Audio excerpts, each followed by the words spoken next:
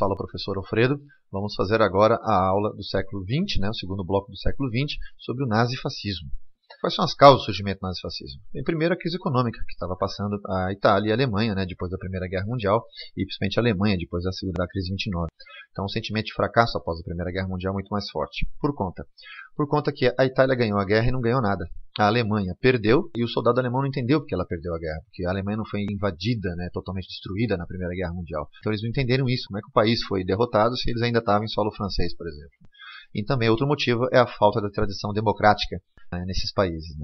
O fascismo é uma doutrina política adotada por vários países europeus, como saída para a crise de 29, principalmente. Consiste basicamente na interferência do Estado na economia, na restrição à democracia, mas pode citar outras características importantes. Então nós vamos ver essas características. O que nós temos então como características do nazifascismo? Bem, primeiro nós temos o antimarxismo, eles são antissocialistas. Depois nós temos o autoritarismo, só eles que mandam, só eles que estão certos, então regime de chefe único, regime de partido único. Nós temos antidemocracia, se é regime de partido único, então é contra a democracia. Também são antiliberal, eles acreditam que a economia não pode estar livre, a economia tem que estar na mão deles. São militaristas, uma das características principais deles é o militarismo, ou seja, eles se organizavam como fosse um exército, com tropa armada, com tropa fardada, com comprimentos, com comando, tudo isso bonito direitinho. Nós também temos o nacionalismo exaltado, esse nacionalismo exacerbado é perigoso, porque eles começam a achar que o povo deles é o melhor povo que existe, e os outros são inferiores, Então exatamente isso dá o quê? Dá um expansionismo, Achar que pode o quê? Pode dominar os outros povos. E esse expansionismo é ligado ao fato deles serem antissocialistas, porque o socialismo diz que todos os povos são iguais. Então eles sendo expansionistas não teria essa igualdade. Nós temos o culto ao líder, ou seja, então vira um regime de partido único, e resumindo isso tudo é o totalitarismo. O que é o totalitarismo? O totalitarismo é o controle do Estado sobre a sociedade, sobre a economia, e sobre a política, óbvio. O controle da sociedade seria feito através de quê? Através de censura e propaganda. Então o sistema fascista era antidemocrático, concentrava poderes totais na mão do governo, e esse líder podia tomar qualquer tipo de decisão, decretar leis sem consultar políticos ou representantes de sociedade. Então todo o poder ficava na mão dessa pessoa. O nacionalismo, entre os fascistas, era a ideologia baseada na ideia de que só um país tem valor, a valorização extrema da cultura do próprio país, em detrimento das outras, que são consideradas inferiores. A censura ela foi muito usada pelo Hitler e também pelo Mussolini. Eles usavam esse dispositivo para coibir qualquer tipo de crítica aos seus governos. Nenhuma notícia, ideia contrária ao sistema era vinculada em jornal, revistas, rádios ou no cinema. Não podia ter nada disso. Então, o que nós temos? Nós temos um controle total sobre a sociedade. Quem arriscava fazer alguma coisa contra o governo acabava sendo preso ou então era realmente morto.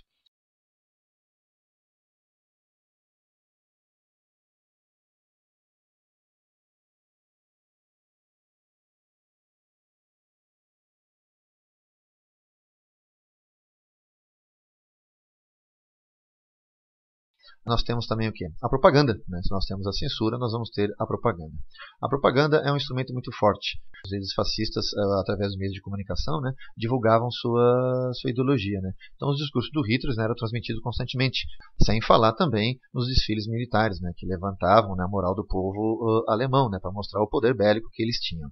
A violência também era muito forte, principalmente contra as minorias. Elegia-se pessoas que eram consideradas inferiores, então mandava para campos de concentração ou campos de trabalhos forçados. Então não podemos esquecer que a Alemanha teve sim escravidão na Alemanha, porque trabalho forçado e escravidão é a mesma coisa. Então os nazistas perseguiam na Alemanha judeus, ciganos, homossexuais, até deficientes físicos. O que nós temos então? Além disso, nós também temos o antissocialismo. Os fascistas e os nazistas alemães eram totalmente contrários ao sistema socialista. Por quê? Porque eles defendiam amplamente o capitalismo. Só que era um capitalismo onde eles tinham o poder na mão deles.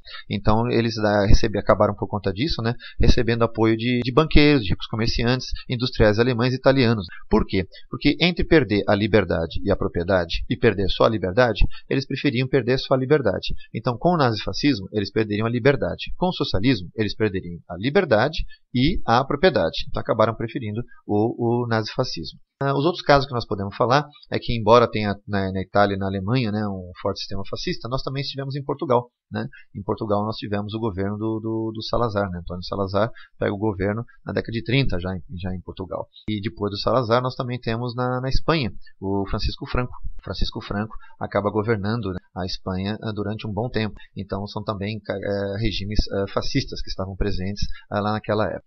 Na Itália nós temos a tomada do poder pelo Mussolini com a Marcha sobre Roma, né? Após isso ele vai constantemente roubar eleições, né, para fortalecer o poder dele, até que em 1929 ele faz o tal do Tratado de Latrão, onde ele aceita a existência do Vaticano, e o Vaticano, né, acaba apoiando totalmente o governo dele.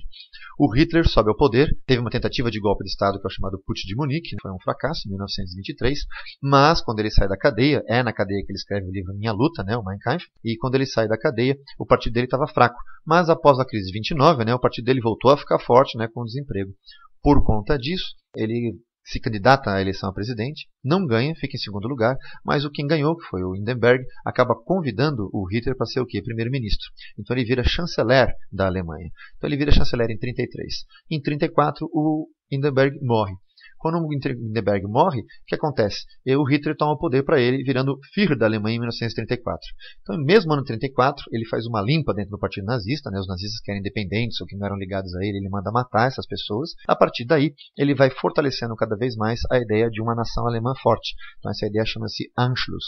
Nesse Anschluss, ele pega de volta a região do Saar, ele militariza a região da Renânia, que pelo Tratado de Versalhes não podia ter soldados, né, do rio Reno para a fronteira da França, né, não podia ter soldados, ele militariza a região da Renânia, ele pega anexa a Áustria e pega a região dos Sudetos. Então, por conta disso, nós temos o quê? Uma crescente força do nazismo. E por que a Inglaterra e a França ficaram quietas? Primeiro porque eles não queriam a guerra, porque guerra despende dinheiro.